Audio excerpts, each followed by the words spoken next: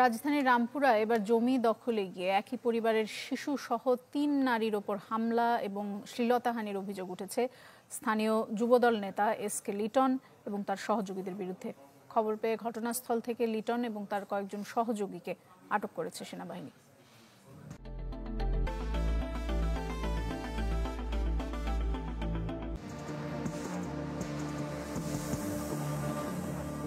মঙ্গলবার সকাল ৮টা ৩৮ ঘটনাস্থল রাজধানীর রামপুরা টিভি সেন্টারের পেছনের গলি। সিসি ক্যামেরার দৃশ্যে দেখা যায় কয়েকজন নারী ও শিশুর ওপর সংঘবদ্ধ হামলা করছে একদল দুষ্কৃতিকারী। খবর পেয়ে ঘটনাস্থলে ছুটে যায় সেনাবাহিনী। হাতে নাতে আটক করা হয় হামলায় নেতৃত্ব দেয়া স্থানীয় যুবদল নেতা এসকে লিটন ও তার কয়েকজন সহযোগীকে। জানা যায় জায়গা জমির দ্বন্দ্ব থেকেই এমন ঘটনার সূত্রপাত। আহতদের অভিযোগ, হামলায় নেতৃত্ব দেয়া এসকে লিটন আওয়ামী লীগ নেতাদের ছত্রছায়ায় বিভিন্ন অপরাধ করে বেড়াতো, আর এখন যুবদলের রাজনীতির নামে লিপ্ত রয়েছে চাঁদাবাজি ও দখলবাজিতে।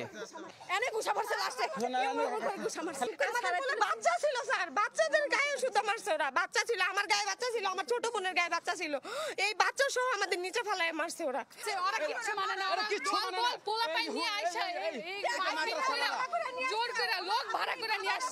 হামলা করেছে এসকে লিটনের নেতৃত্বে একটা গ্রুপ। হামলার শিকার পরিবারটির দাবি, স্থানীয় মাদ্রাসার প্রতিষ্ঠাতা ইয়াহিয়া মাহমুদের নির্দেশেই সবকিছু হয়েছে। প্রত্যক্ষদর্শীদের বয়ানেও উঠে এলো ঘটনার ভয়াবহতা। দেখি যে ধুমছে মারামারি, মনে করুন যে ফিরে কিনার ফানা মজিবার ভাই সুস্থ মানুষ যে বাপ দিই যে মজিবার ভাইরা মাইরেই হেলবো। হেরা মহিলা মানুষ, হেরা প্রতিবাদ করছে, প্রতিবাদ করে মহিলার উপরে পোলাবাইনের হামলা, মহিলাদের পুরো মাইর দিয়ে শুরু করছে। সংবাদ সংগ্রহে গেলে গণমাধ্যমের উপর চড়াও হয় মাদ্রাসাটির শিক্ষক ও শিক্ষার্থীরা। এক পর্যায়ে তারা দাবি করেন জায়গাটি মাদ্রাসার সম্পত্তি। তবে আদালতে বিচারাধীন ইস্যুতে কেন এই হামলা ও জবরদখলের চেষ্টা, এমন প্রশ্নের সদুত্তর মেলেনি। এটা আমরা জানি না, দায়িত্বশীল যিনি যাকে নিয়ে গেছে উনিই জানেন এগুলা।